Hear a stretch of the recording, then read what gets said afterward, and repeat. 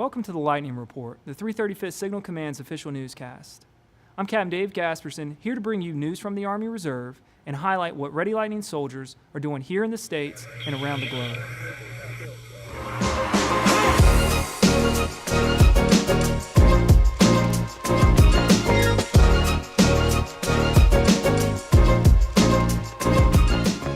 Army Reserve soldiers can expect 2019 to bring big changes, to include the introduction of new tactical vehicles and the Army Combat Fitness Test. Here's Lieutenant General Charles Luckey, Commanding General, U.S. Army Reserve, with some of those changes. We got a lot of training, great opportunities, got Cold Steel 3. We're bringing in JLTVs, that's a new Joint Light Tactical Vehicle into the force. A small number of them initially, but huge capability and a huge step ahead for us as we modernize this team. We got the ACFT going on. I've talked to you about that. I hope you've seen Sergeant Major Copeland's video on it. Really good presentation about what the test is, how to execute it, and how awesome it's going to be once we figure out how to get this stuff done, bring this equipment into our Army Reserve centers, and develop proficiency to master this new test. It's going to be awesome. It's just going to take a while for us to get there. Thanks for that information, sir.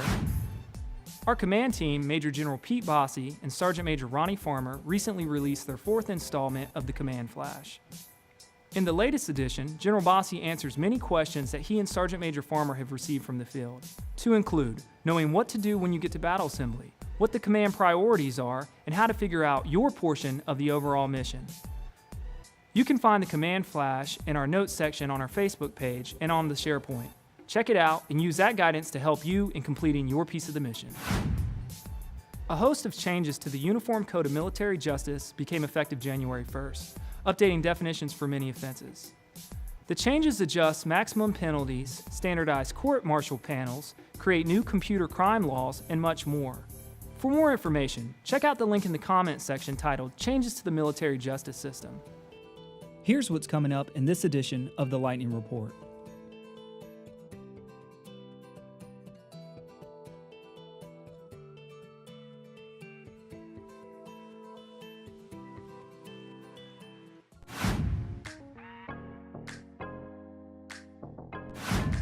Here's where we look at what our command has done over the last quarter. We closed out the year by deploying the 98th Expeditionary Signal Battalion in support of Operation Inherent Resolve and Spartan Shield.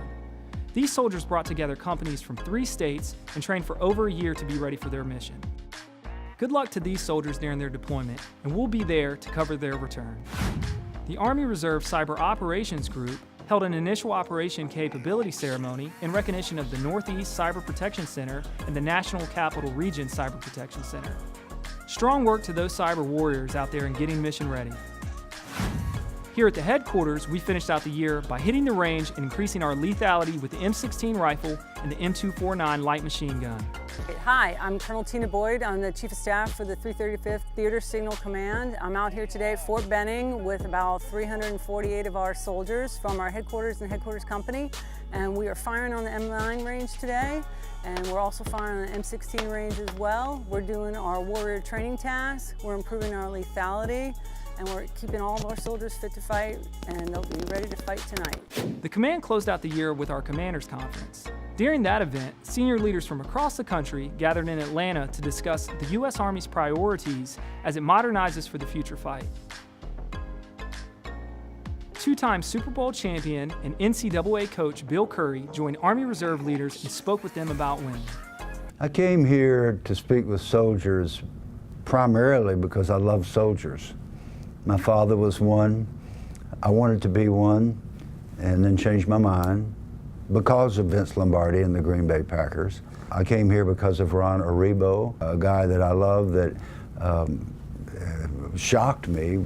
He was on our team at Georgia State. He was a good player, but he was also in the reserve. And I thought, wow, I've never seen that before. So I became fascinated. And there's so many similarities between the football discipline and the military discipline that shared values. And I think that accrues to the benefit of everybody. You do your job. And then I look at the poor son of a gun next to me. And because we've been there together so many times, I know what he's going to do. He's going to go beyond himself. And I have found my motivation because I cannot let him. So at the end of that drive, whether we win or lose, we can look each other in the eye and we know, on this day, we were the best we could be. We were the best that God made us to be. And that's all we can do. Here's some highlights from our soldiers from social media.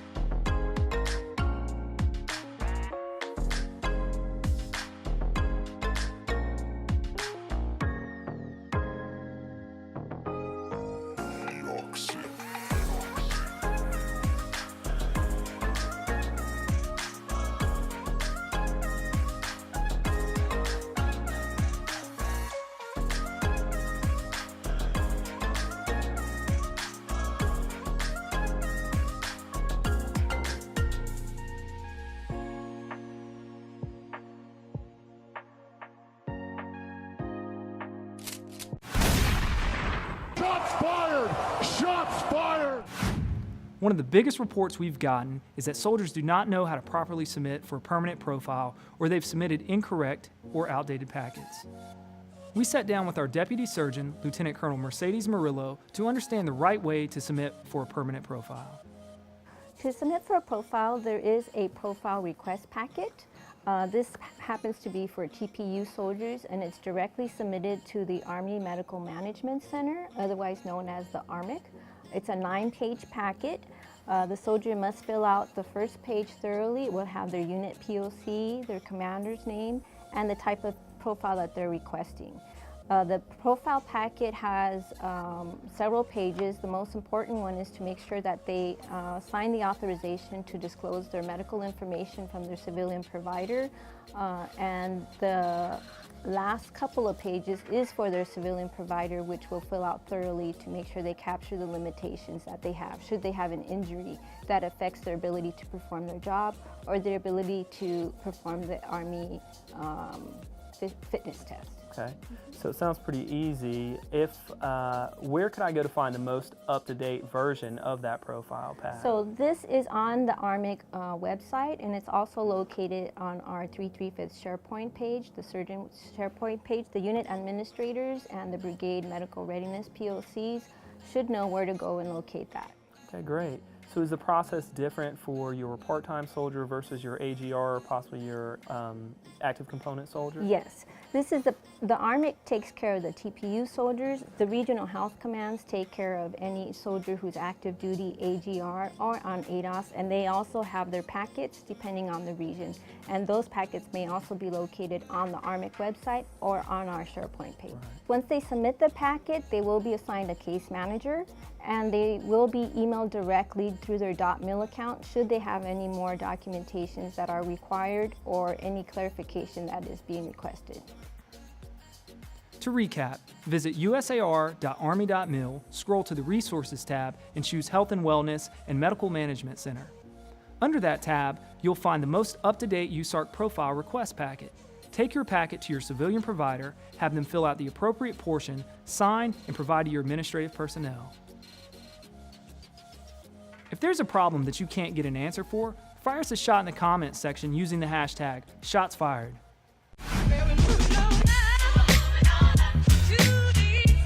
Here are the soldiers who are moving on up in the ranks and making things happen. First up is our Soldier of the Year, Specialist Jorge Villacana from the mighty 98th Expeditionary Signal Battalion. Villacana won the 335th Best Warrior competition in 2018 and is currently deployed. Keeping up with that tradition of excellence is our NCO of the Year, Master Sergeant Lauren Phillips. Warrant Officer of the Year, CW3, Marcus McMillan from the 98th ESB. We'd also like to recognize our Company and Field Grade Officers of the Year, Captain Paul Wagner and Major Daryl McBroom, both of the DISA Army Reserve Element. Strong work, gentlemen, and to all of our leaders. But wait, there's more. We'd like to recognize Communications Specialist Corporal Robert McAvoy with the 392nd Expeditionary Signal Battalion. Corporal McAvoy was recently recognized by the Toby Hanna Army Depot as Toby Hanna's Warfighter of the Quarter for the first quarter of 2019. Way to go, Warfighter. We'd also like to highlight Private First Class Paris Sproul and Specialist Darius Davis, the winners of the 359th Theater Tactical Signal Brigade's Best Warrior competition. The soldiers got after it during a 4-day event that tested their wits, physical fitness, and warrior task and battle drills. Great job, gentlemen. We'll see you at the command level competition in April. Congratulations to Ready Lightning paratroopers Sergeant David Cook and Specialist Jesse Coggins from the 982nd Combat Camera Company for winning 2 of the top honors in the 2018 Brumfield Mass Communications Competition. The Brumfields recognized the best Army Reserve storytellers. Sergeant Cook won top honor for Outstanding New Videographer, and Specialist Coggins won Military Photographer of the Year. We're proud of you, and good luck at the Keith L. Ware competition later this year. And last but certainly not least, we'd like to say congratulations to our Chief of Staff, U.S. Army Reserve Colonel Tina Boyd, who was recently promoted to Brigadier General in a ceremony held at Georgia Tech. General Boyd was joined by family and friends during the ceremony and will continue to serve with the 335th as the Deputy Commanding General of Sustainment. Congratulations, ma'am. We know we're in good hands under your continued leadership. Ready Lightning. Strong work to these soldiers. We know you will continue to shine in our Army Reserve. Keep pounding.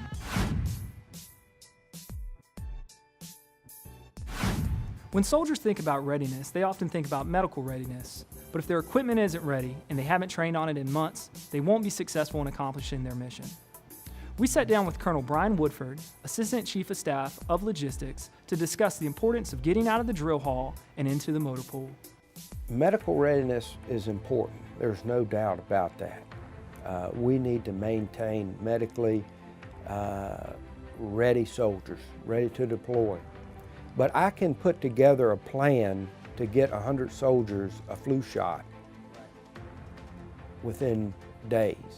I cannot put together a plan that will train soldiers to be able to shoot a satellite with a piece of communication equipment in a matter of days. So we need to make sure our focus is on our equipment readiness every single month. And anybody knows that the technical ability to operate equipment is a perishable skill. And so if we don't get that equipment out every month and exercise it and use it and train on it, we're going to get to a point where we don't know how to do it. Ultimately, we are preparing for war. And we depend on our equipment to execute our wartime functions. And if our equipment's not ready, then we are of no use to the Army as a whole. And so I encourage everyone, when you come to battle assembly, and if you're not laying your hands on your equipment, you need to be asking your leadership why. As General Bossy says in our Soldier's Creed, we maintain our arms and our equipment.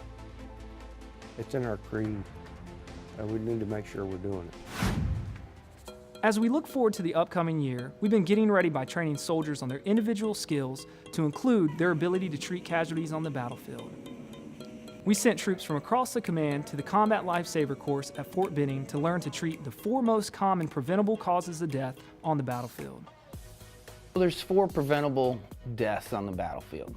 First one is bleeding from the extremities, which we teach by using the tourniquets, and then the junctional dressings such as your combat gauze. And then the second thing is the tension pneumothorax, which we treat with the 3¼ needle. And then the third thing, is the nasal pharyngeal, and that's to keep the airway open, because your tongue, we use it a lot, but it also gets in the way a lot. So that helps keep the tongue out of the way. Fourth thing is the easy one, but no one thinks about it because normally you're in combat, everything's hot. So then, we don't think about covering up our patient, which is hypothermia. So because they've lost blood, they no longer have the ability to keep themselves warm or cold, depending on where they're at. So a blanket, that's all you gotta do, and that's the 4 preventable causes of death on the battlefield. Looks like these soldiers learned a lot and will bring value to their units. Special thanks to the Fort Benning Training Support Center for teaching soldiers how to improve their life-saving skills in the field. That's it for this edition of the Lightning Report. If you're a Ready Lightning soldier and you have a story you'd like us to cover, drop us a line in the comments section or message us on facebook.com/ReadyLightning. Thanks for joining us. Stay smart, stay safe, stay ready.